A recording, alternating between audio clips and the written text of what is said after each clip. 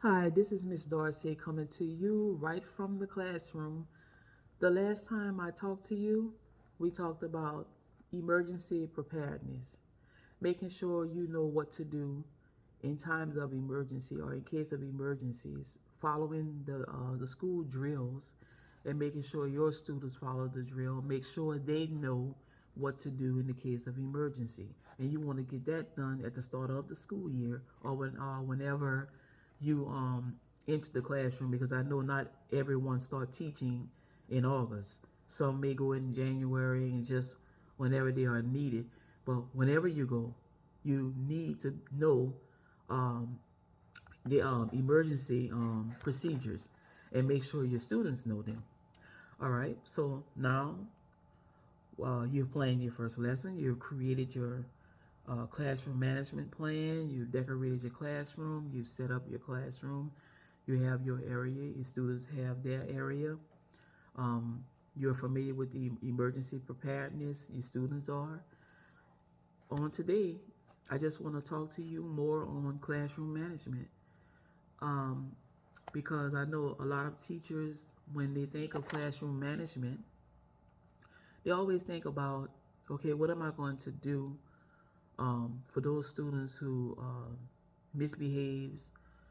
What am I going to do for the students that shows positive behavior? What type of incentives am I going to give? Well, classroom management is so much more than that. Well, let's just say managing your classroom is more than that.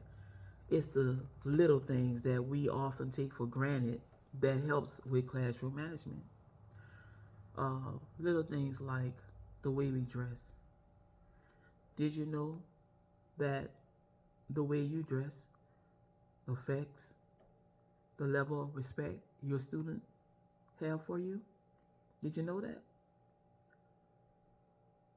Did you know that teachers, we're professionals, so we should dress professionally because it matters. Students, they look at everything that we do.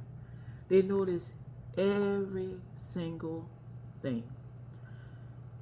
So when you come to school and you dress like you are dressed to go somewhere other than work, they pay attention to that, and I guess you can say that they may not take your role as seriously.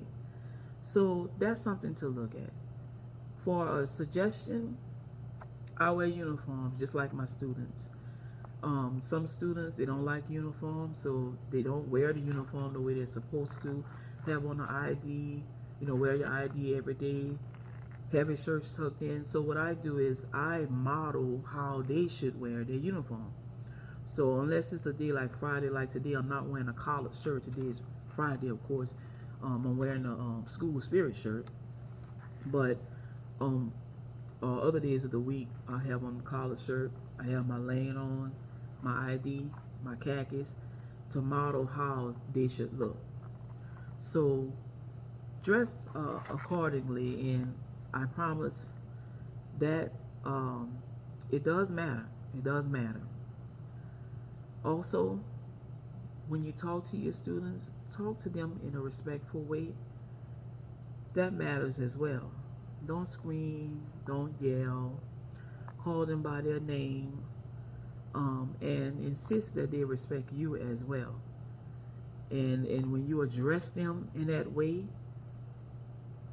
they will give it back.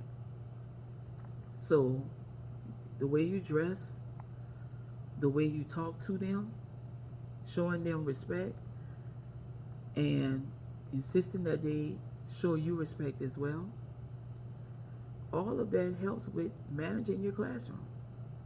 And I know not all teachers think about that, but it matters. Another thing that I see that a lot of teachers, they don't think matters, but do. Something small as dismissing your classroom.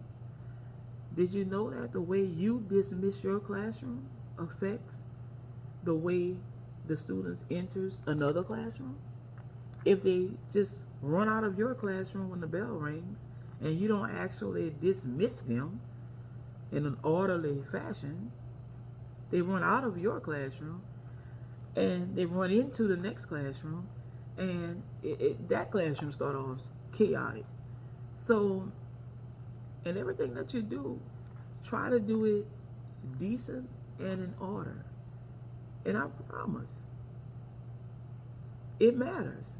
And you will see a difference. All of that is a part of classroom management. The way you have your students transition between activities. Do it in an orderly fashion. Don't just let them just rip and just do things on their own. You guide them on what they should do. And the more you guide them, and the more you do it consistently, it will work.